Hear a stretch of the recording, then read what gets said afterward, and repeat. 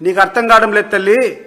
చంద్రబాబు నాయుడు గారు నిన్ను ఈ 4 రోజులు ఉపయోగించుకున్న తర్వాత ఒక్కసారి నీలో పస అయిపోయిన తర్వాత నిన్ను తీసుకొని డస్ట్బిన్లో వేయడం ఖాయం. నువ్వు చాలా తప్పుడు వ్యక్తిని నమ్ముకున్నావు. ఈరోజు ఎన్నికల్లో నువ్వు ఖర్చులు పెట్టావు. డబ్బులు ఎవరిచ్చారు? ప్రపంచానికి అంతా తెలుసు. నువ్వు ఎన్నికల్లో ఖర్చు పెట్టేటువంటి ప్రతి పైసా నీకు చంద్రబాబు నాయుడు గారు ఇచ్చిందే. ఈరోజు సునీతమ్మ గారు మాట్లాడితే సునీతమ్మ గారు చేసేటువంటి ప్రతి అడుగులో చంద్రబాబు నాయుడు గారి హస్తము, లోకేష్ గారి హస్తము.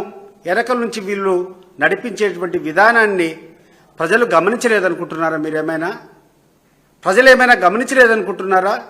ఇప్పటికైనా దయచేసి స్వస్తి చెప్పండి. ఈ చౌకబారు రాజకీయాలకి, ఈ చౌకబారు విధానానికి దయచేసి స్వస్తి పలకాలని చెప్పి ఇద్దరు సోదరిమణులను, సునీతమ్మని కానీ లేకుంటే షర్మిలమ్మ గారిని చేతులెత్తి జోడించి మిమ్మల్ని కోరుకుంటున్నాను.